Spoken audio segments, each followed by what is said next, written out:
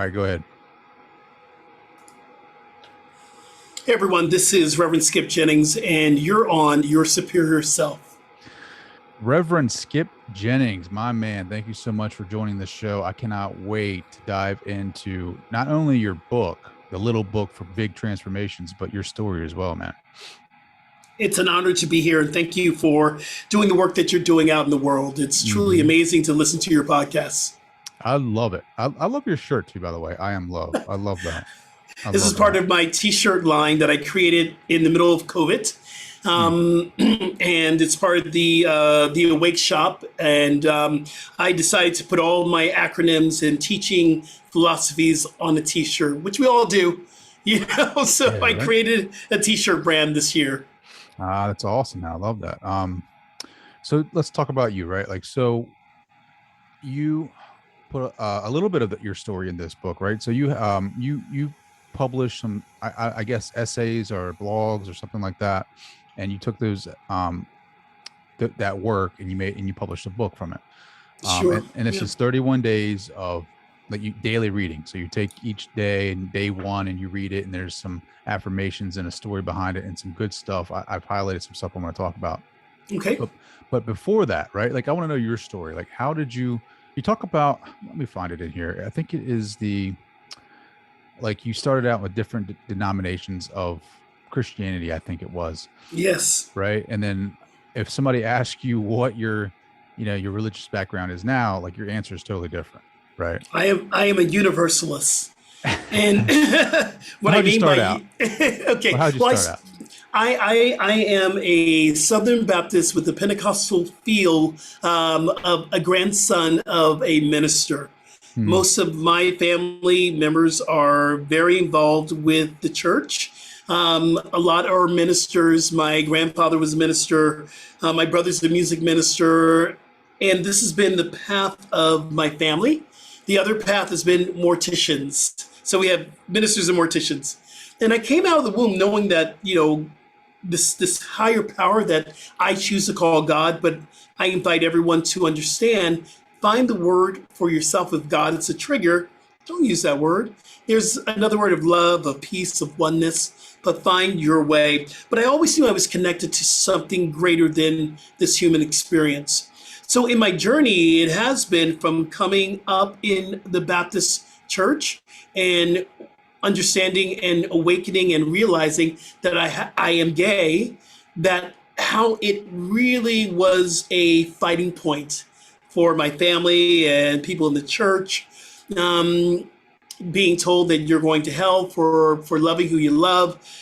And I didn't feel comfortable remaining in the Baptist upbringing or the Baptist religion. So I did my own journey. I studied Mormonism, I studied Buddhism, I studied Hinduism, and I was really looking for a journey. I am a seeker. And I found myself in the Episcopalian faith, which allows us to be gay and love God and be a priest and serve.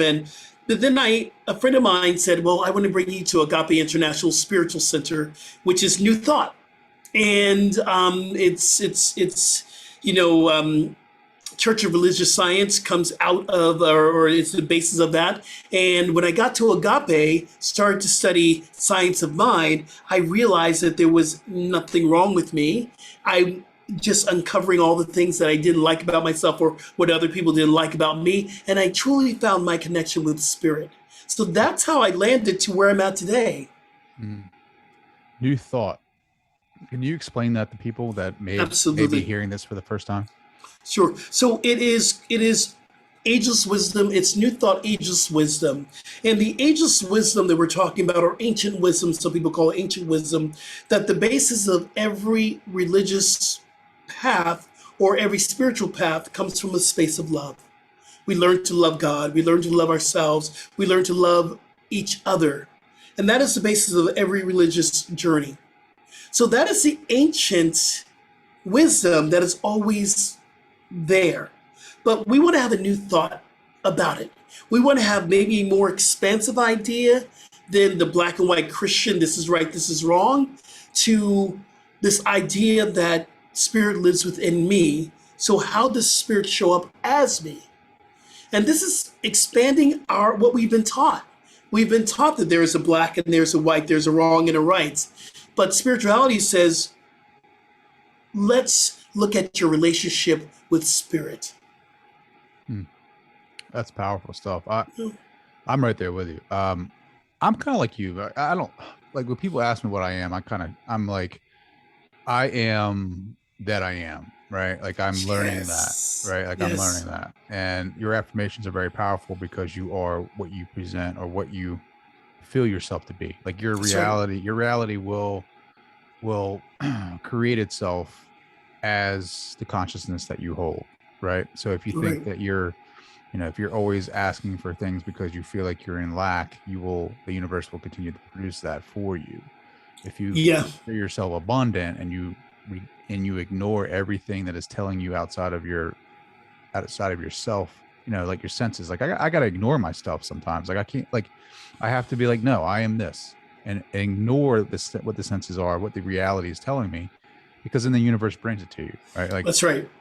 And there's so many great chapters or days in this book that I really found that resonated with me. So I just want to piggyback on what you were saying is that I am is the greatest mantra that we have, the I am mantra, and the universe and this vast spirit always says yes. It always answers yes. So if you walk into a room, you say I'm sick and tired, the universe says yes, and so you are.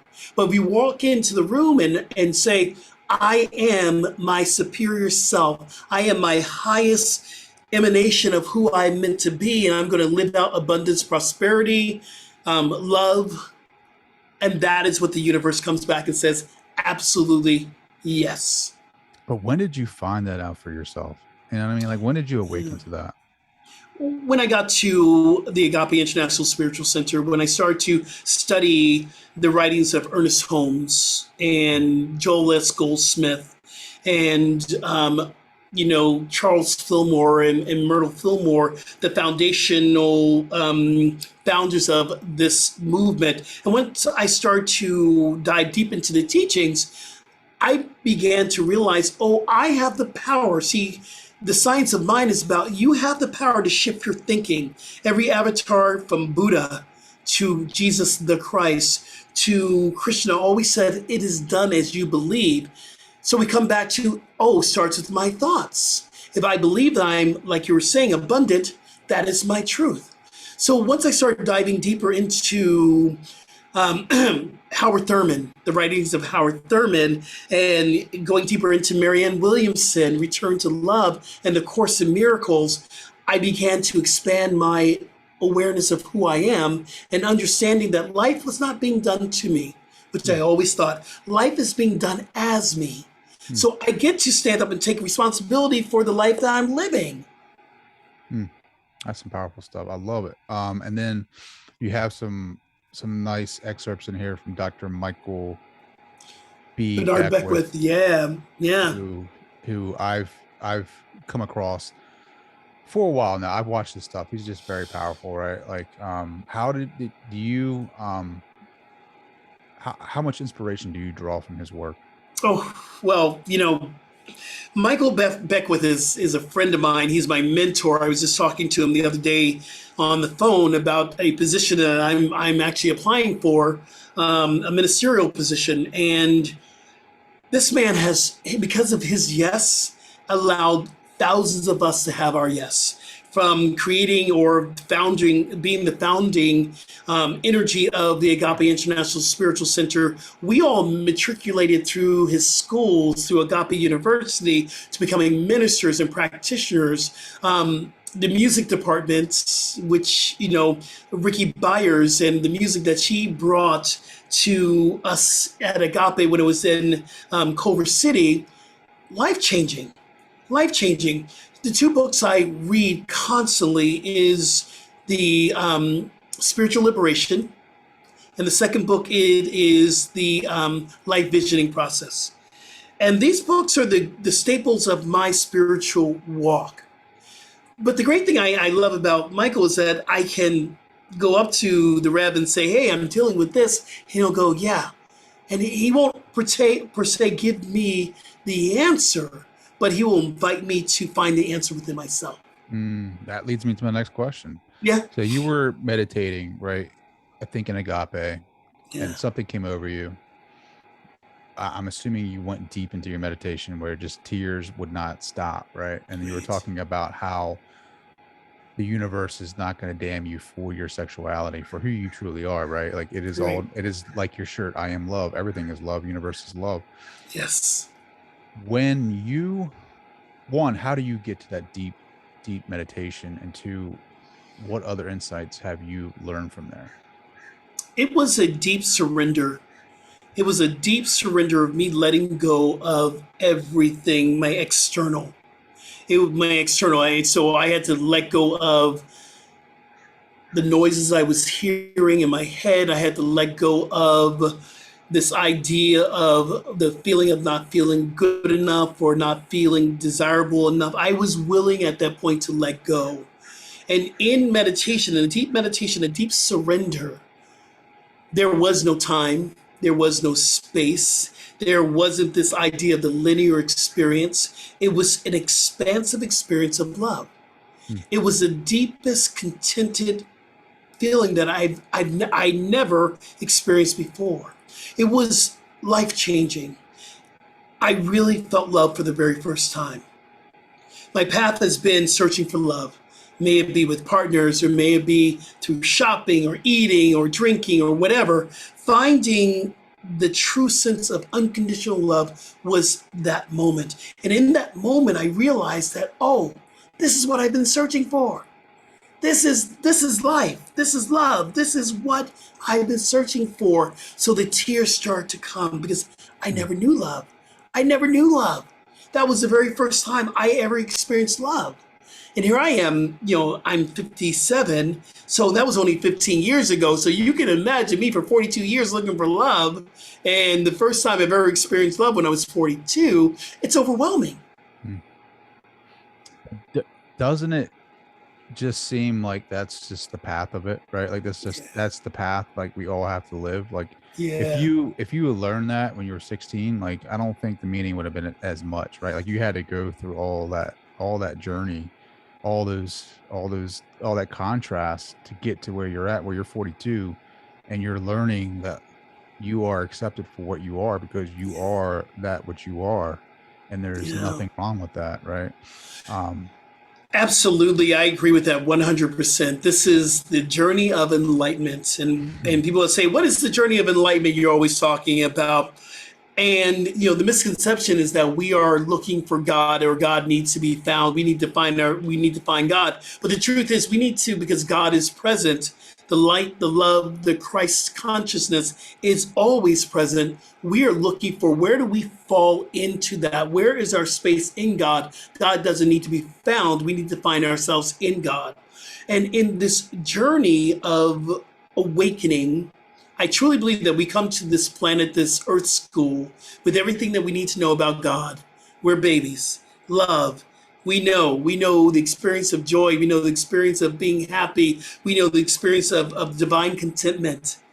We grow up beginning to understand the other. We begin to understand that, oh, I'm separate from that person because of how we look. We get to begin to, we're taught that we are not enough and we need something to complete us. Mm-hmm. And this journey goes on and on and on till we have a spiritual awakening. And we understand that this road that we're on of searching for external, gifts to bring to ourselves is no longer fulfilling. Then we now want to have a shift. The pain was pushing us. Now the vision is going to pull us. So we tap into spiritual awakening, and that doesn't happen until, 30 sometimes. Sometimes it happens earlier, but I'd say around 30, we start to really begin to understand, isn't there more than life than this? Isn't there more than life than what's going on? And then even in my own experience after 30, I was asking those questions, but it wasn't until I was about 40 that I really began to really search out, what is the meaning of life. I know this sounds cliche, but it was the truth. I wanted the meaning of life. I wanted to find out, why am I here? What is my purpose? And everything that I was doing up until my 40s was not giving me the answer. So, when you say yes to understanding something deeper within yourself, the universe will show up, conspire for you. The universe will always conspire, so the right people will start to show up in your life. There'll be teachers. You'll get the right book. You'll walk into the bookstore and you're looking for something else, and something else falls off the shelf. Or you're looking at something on TV and you flip the channel and then something comes up inspirational. So when you say yes, the universe will show up for your good. Yes. I'll say yes now. Can you give me like an example of that? Like, do you, off the cuff, do you know of like, I'm sure you know, but I mean, like, can you give us an example of like when the universe, like, and it's not like you were talking about, right? Like a book will fall off the shelf or you'll have this like feeling, but like, I feel like the universe talks to us. It's very subtle. You know what I mean? Like it's not like a large sign that says Trey, go here, right? Like it's like, it might take a while. That's why I think a lot of us, like, so you hit that self-actualization point like 30 years old, or when like Maslow's hierarchy of needs, when you get to that top part of the pyramid where you have secured everything in your life and you're looking for what the meaning of life is. Now you're asking these deeper questions and the universe is kind of giving you breadcrumbs, and you're like, and for me, right, dude, like I have to have a lot of breadcrumbs because like, I'm not. We all do. We all need those breadcrumbs. Yes. Example when like the universe gave you that big aha. So I spent most of my life working to overcome these, I would say, maybe titles or maybe labels that my teachers or my parents had placed upon me. I experienced severe dyslexia. And in the experience of dyslexia that I experienced, I see the letters actually inverting or flipping or moving or, while I'm reading. So I have to be more present with it. There was a little yes within me that said, you can overcome this. And I would begin with meditation and I would ask, how can I overcome this? And in that little yes, I heard audible in my consciousness, write a book. So I wrote a book. I said, I'm going to write a book of what I love, and I love poetry. So I wrote my first book was a book of poetry. I wrote a book of poetry that had affirmations as well, that had my artworks. I'm an artist as well, doing all that. And I put it all into a book. I self-published it.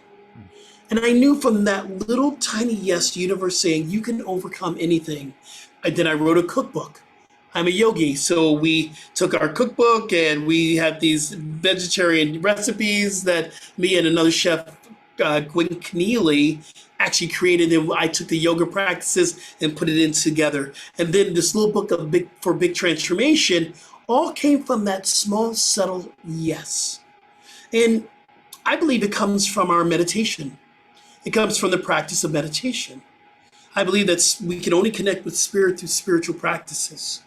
And once we begin to understand that we must slow down, be still, to listen and to hear, once we find that in our life, meditation in our life, the rest of the world begins to expand. The other thing I realized too, my spiritual counselor said to me, God does not require us to work. We think we have to work for God's favor. But what we get to do is to allow it to happen. It is the allowing and the receiving that will allow us to live the life that we want, that we desire.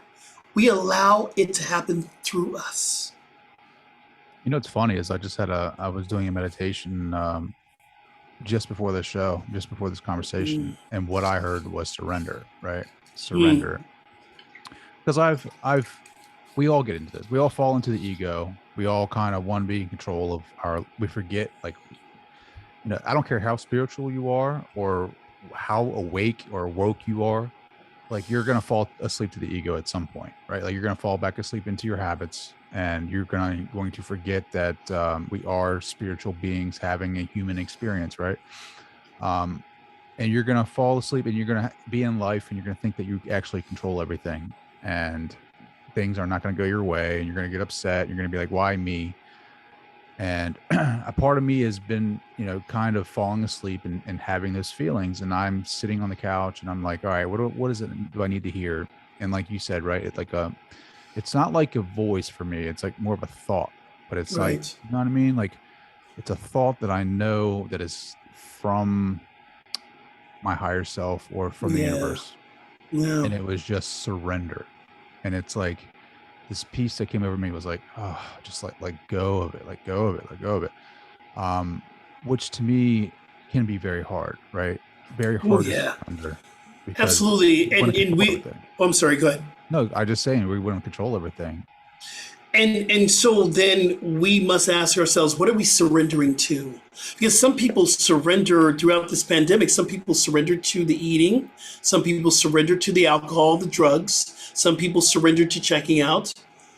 But what are we surrendering to? And if we're looking to wake up and to reawaken, we must understand, what are we surrendering to? We're surrendering to our highest good, the divine presence that's always working on our good. It is good that is working through us to receive more good. That is what we're surrendering to. Our sacred yes, as another teacher of mine, Deborah Johnson, would say, your sacred yes is your connection with spirit.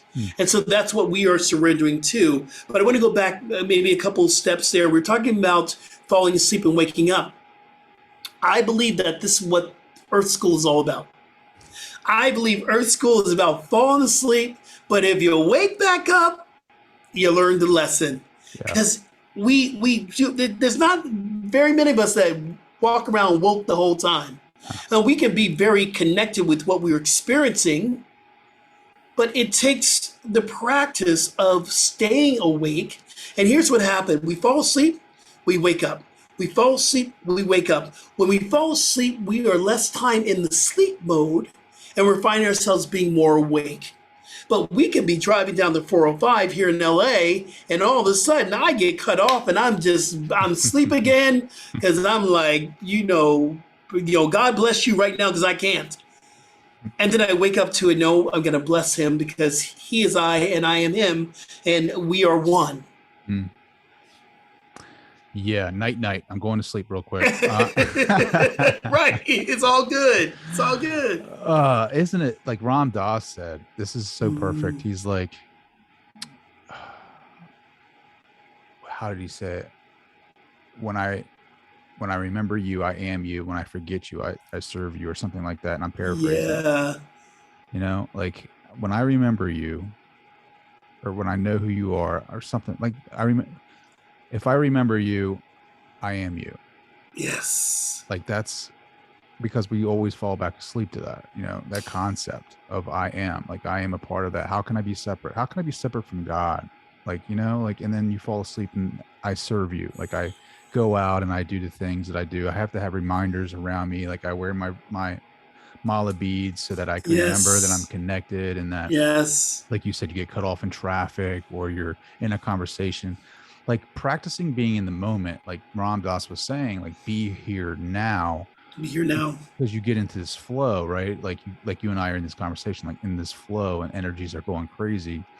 And then depending on where that moment is for you, whether it's at work or in a conversation with a loved one or something like that, where it can get kind of tense, right? Because not everybody is on the same path that you are on. That's right. That's right. So like you got to remember that, right? Yeah. Yeah. And can you imagine if how the energy in the Middle East would be right now if everyone began to recognize that we're just all one people? Can you imagine what Afghanistan would have been like could be like if they remembered that there is no separation between you and I? Could you imagine what it would be like here in America if the white supremacists and the Black Lives Matter would understand that we are one? There's nothing that divides us but our consciousness and our mental state. That is the only thing that divides us. So this idea, another teacher that I love, Iyanla Van Zandt, says that I am not my brother's keeper, I am my brother. I am not my sister's keeper, I am my sister. So we get to remember that or not. There's some people who love that energy of separation. There's some people who love that energy of the fight, the battle. They thrive on it. But when we're waking up, we're moving into a higher vibration frequency. That energy of love, that energy of oneness must overtake this external experience of separation. No, you're right, 100%. I mean, think about, I mean, world peace, right? You think about that, like how if we knew, like every individual, but again, that's like the journey of the soul, the being, right? Like that is it, right? Like everybody's on the same on a different level. So it's like I don't expect my neighbor to be in that consciousness that I am. Do I want them eventually? Yes. Whether it's this lifetime or the next. I feel like that is it though, right? Like just by you and I being who we are, right? We let off this energy or this consciousness that is around us that sparks something in them, right? That's Whether right. that's curiosity or anything like that. Then they start, all right, well, maybe, and that's just the whole point of the podcast. Is that Siri listening to our conversation? Yeah, it's just so funny. She breaks in at the most amazing times. I could be giving a lecture or whatever, and from my watch, I don't understand that. Well, Siri, you weren't meant to understand that. Well, she needs to. Right? We need to.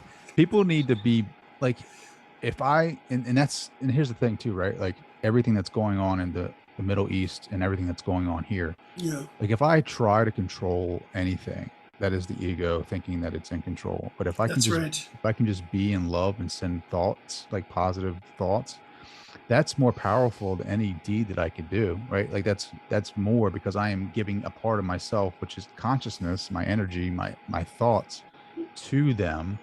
And I've been reading a lot of the I Am discourses. I've been reading a lot of recently Neville Goddard. Oh, I love Neville. Oh, but it's all about thought, man. You know, like that consciousness, right? It is done as you believe. That is the biggest lesson that I think I know our avatars were here to teach us, from Buddha to Jesus. It was all about our thinking. Knock and the door shall be open. He's talking about the consciousness. Open up your mind and you ask for it, you shall receive it. It comes from your thought. When we think about these ideas that the New Thought movement really became, I would say, in the 60s, really became 60s and 70s, when we really began to talk about this conscious connection to a universe that is with us, that's for us, but we got to believe it. We got to believe it. Part of this, again, this journey is there'll be moments of manifestation. You are manifesting, things are going really good, and then all of a sudden it stops. And then you go into the place of what's wrong with me? And automatically that what's wrong with me sends out a frequency and a vibration of lack of limitation. So even the times where things aren't manifesting the way we want, do we still believe that we are one with Spirit? Do we still believe that we are abundant and prosperous? In the middle of this pandemic, a lot of people lost their jobs. Do we hold that belief that we're still connected to a source that will deliver us through this? It all comes from what we believe. It all comes from what we believe. Yeah. I'm like, but when if I look back at my life and I think about that, it's ridiculous how I manifested a lot of my situations and my circumstances and was asleep to that, right? Like thinking that it's just chance, that I had control over things. If I did certain things, if I grinded out, that I would do this and that. I mean, and now that I look back at it, like the thoughts that I was having back then direct correlation with the events that unfolded in my life. Like, and I was asleep to that. I never really thought about that. Like most people don't. Most people who are not on this path that we're on, the law works no matter what. This law of manifestation, the law of our thinking, the law of abundance, the law of prosperity and plenitude, it is working Some people are awake to it and some people aren't. Mm-hmm. Now, we can get into a manifestation cycle without knowing the law. It could be, oh, yeah, I can do that. That sends out the frequency of vibration that you can do that and more. So then opportunities will come. They're not, people who accidentally, this would accidentally in quotations there, who fall into a large amount of money. There was something that was within them that was already activating that demonstration of abundance. They could be awake to it or not. Yeah. I mean, if you thought you've read, I'm sure you've read, I've been reading his Neville Goddard stuff and like his take on the Bible. And I'm like, man, I've been taking it literally for my entire life. But if you look at it, because he's talking about how it's written in the Eastern tradition where everything's a metaphor, right? Like the Mother Mary isn't a virgin lady having Jesus. Like we are the Mother Mary, and Jesus Jesus is our consciousness. Like, you know what I mean? Like, yeah, this is, I love that that we can speak the truth about this, because we look at the Bible and my whole family Christians, and I love my family, but I chose a path that would take me a little bit deeper. So I began to study with Rocco Errico, the Aramaic, what Jesus really said, what was actually said, not written. So we must look at the fact that these stories were actually told verbally. They were passed down from generation to generation, and then they began to write, and then it got translated in so many different ways, and it went from the Aramaic to Greek to Latin, then to Greek, into German, and then English. So in this translation of what we're getting, it has been so bastardized and has been so manipulated, and the forces behind the reasons of translating the Bible, you have to bring in those issues as well. But when we go back to the understanding of what these stories were all about, teaches us the ways of living, we can apply everything that we read today in the Bible to what we're experiencing today. If we look at the Last Supper, we look at each disciple, they had a different characteristic. You had Thomas, who doubted. You had, Peter, who said he was faithful, but denied Christ. You have all these different things. We do that to ourselves, our own consciousness. We doubt our consciousness. We betray our consciousness. We are the lover of Mary. Mary's the lover of us. We are every character in that Bible. We are Daniel. We are the conqueror, but we are also Saul. We are also the liar and the cheat. All these are the energies that we carry within ourselves. So when we get to look at this reading, this incredible Bible that I read almost every day, I get to look at it and say, okay, God, what is my message? Here's a new thought. This ancient wisdom of the Bible, what is the new thought that I'm having for myself, applying to the situation that I'm in right now? COVID, vaccinations, finding a job, finding food. All this that we are learning right now, we can apply to where we are. The trip up, and where people get really tripped up, is this literal readings of the Bible. They're taking it for literal, and listen, if you get something out of that changed your life, you keep on. But understanding these were stories that represented parts of everyone's life.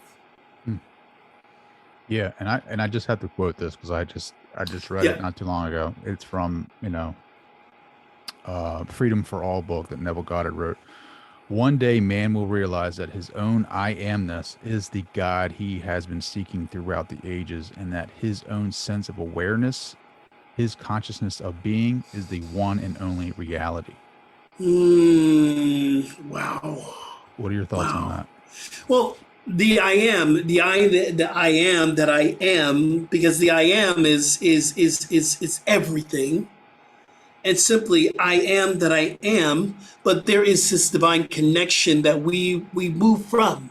is energy that we move from. That everything that I do and all the things I manifest and all the things that I've created in my life, all the books, all everything has come from my divine connection with spirit. The manifestation of my life comes from my conscious awareness. So consciousness creates form. Form always follows consciousness. And my consciousness comes from I am connected to the divine. I am that I am. And in that I am, we look at the characteristics of God: love, peace, oneness, prosperity, plenitude, grace, compassion, kindness, beauty, expansion. All these divine qualities are in me because of so there is compassion within me. So therefore I can be compassionate with myself. There is love within me, so I can wear a t-shirt in conviction that says I am loved and know that I am loved.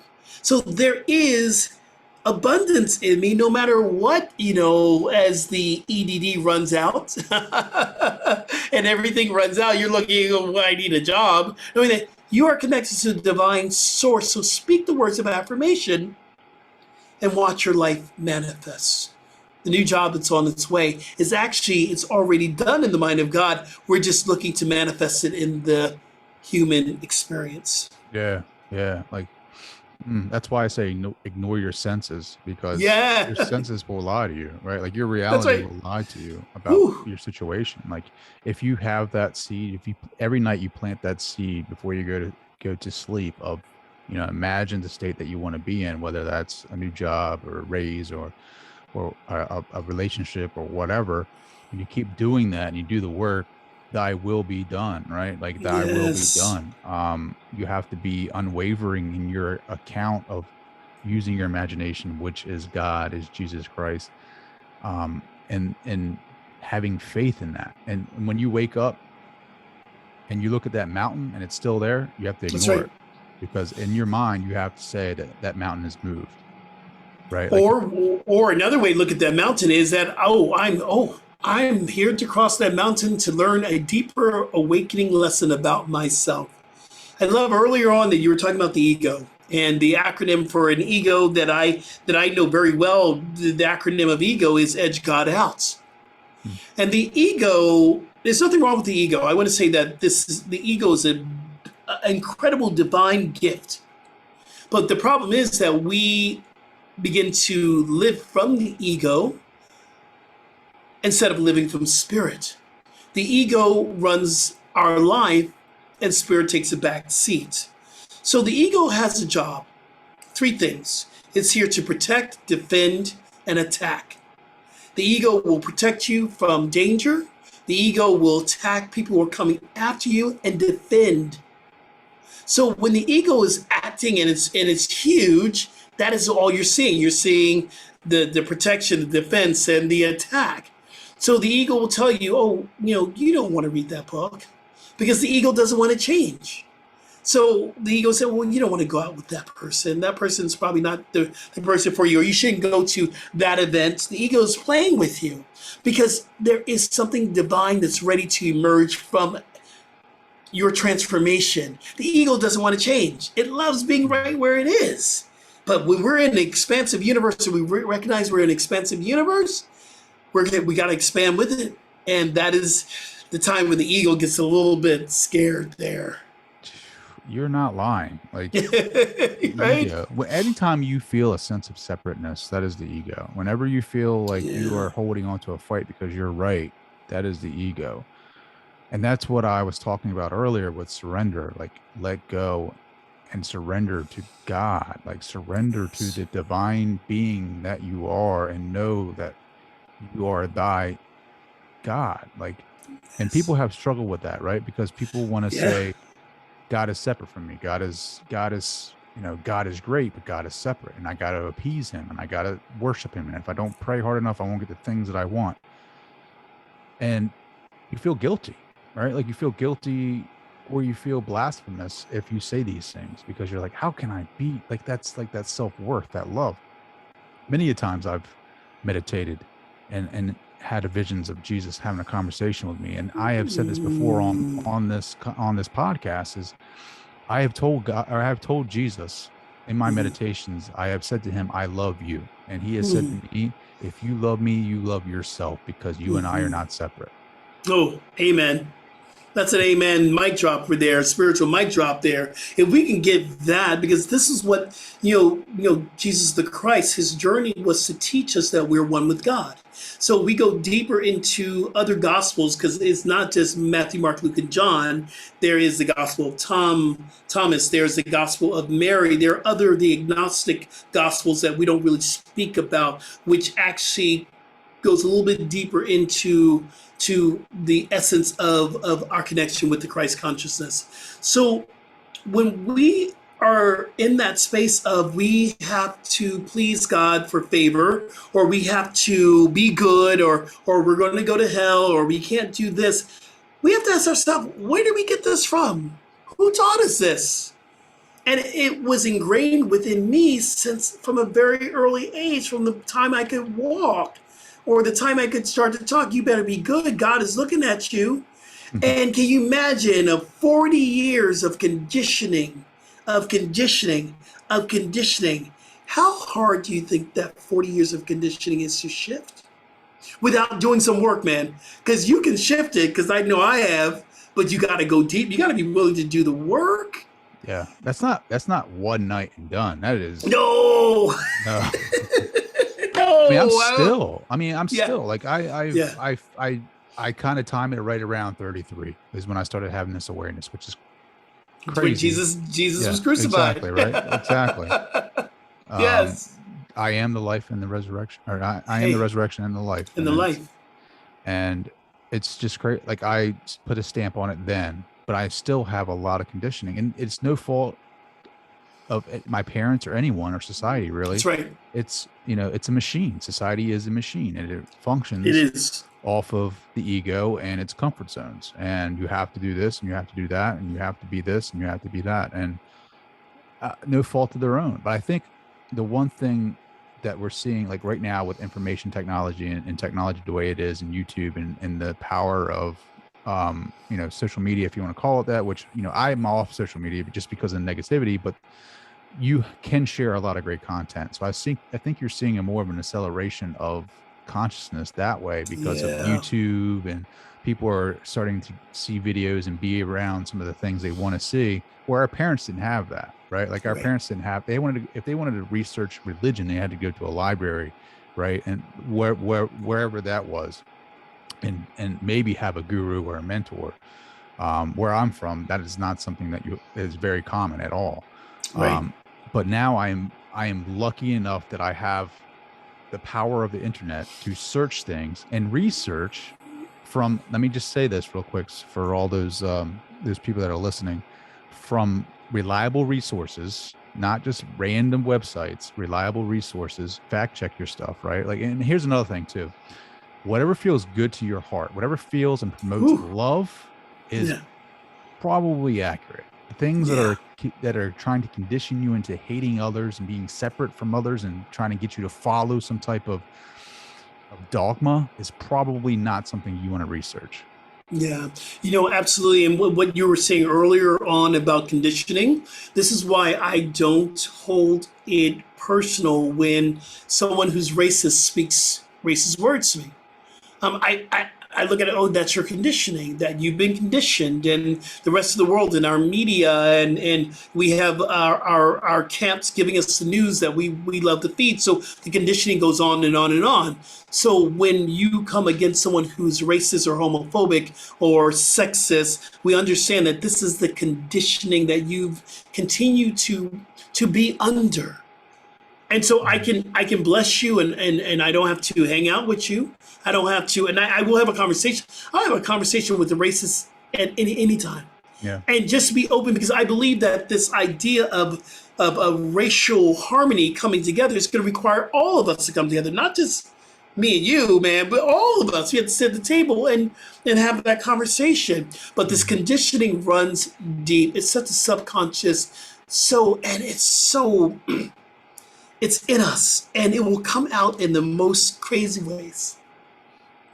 Yeah, I agree. If you like, there's one thing that is so true, is like those the one thing I did like about Facebook is some of the memes and some of the pictures they had on there. But if you have two kids from different backgrounds, they're not talking about their race or whatever. They're using their imagination to go play, play in their little own worlds. And that's the true essence of I am. Like that, you have to be like children to enter into the kingdom of heaven. Like, because of that aspect of, that consciousness of like, I am separate from them, right? Like it's not there in small children. They go and they play and they're together and they're using their imaginations and they're going and they're creating things in their own little worlds and they're having a great time. You look at small children and you're basically looking at God. Yeah. God is that pure consciousness, right? Like, it's not conditioned like we are, right? That pure consciousness. You look at any 3 to 4 to 5-year-old little kid and you go and you watch them play with other friends. There is no separateness. They're just together and they're having fun. And yes, I get it. I have a 2-year-old right now. There may not be some sharing going on. Like they might not share right off the gate, but I guarantee you eventually they will have fun, use their imagination, and they won't see color, race, or whatever. Right? That's right. That's right. They just see the other person, and they love them. They just have this sense of love. Like they just want to hang out with them, and it's a high vibrational energy, and children know what they want to experience and what they don't want to experience. Children know, oh, I want to be here. I want to be in this realm. I don't want to be over there. I want to be here. And the thing, I remember a friend of mine once told me a story about her daughter, and she walked into the room and the daughter is in her bed and she's just laughing and she's just playing. Daughter's about 3 years old. And my friend says to her daughter, what are you doing? What are you talking to? She goes, I'm just talking to God.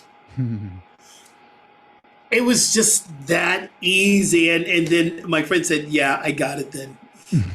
Children know more about the divine presence than we do. And there's a part that we get older and we forget our true nature. So this road of enlightenment is coming back to our true nature, coming back to the light within us. My purpose statement, my personal purpose statement is to help people see the light within them as I continue to see the light within myself so that we may shine together. This is the movement of spirituality, of enlightenment. Well, you're shining together right now, Skip. Yes. Thank you so much for coming on this show. I just went by so quick. How can people find you? How can they connect with you? Yeah, they can drop over to skipjennings.com. They can find everything they need to know. They can sign up for my newsletter. If they sign up for my newsletter, they will get a PDF copy of my first book called Spirit Explosion. And so they can follow me all through the social medias. I'm Rev Skip Jennings on Twitter, Instagram, on Facebook. So they can find a lot of what I do there. But yeah, head on over to skipjennings.com. Awesome. Reverend Skip Jennings on the show, dropping the mic. Thank you so much. Last question. Sure. What do you want your legacy to be? Like, now, after we're on this path of enlightenment and you look back and after you transition, what is it that you want people to remember you by? He was a man of God. He loved God. He was the man that taught others to love God within themselves, to love themselves. Understanding self-love is the greatest gift we can give ourselves. I love that. Skip Jennings, thank you so much for joining the show, my brother. This has been fantastic. Thank you, Trey. Really appreciate being here.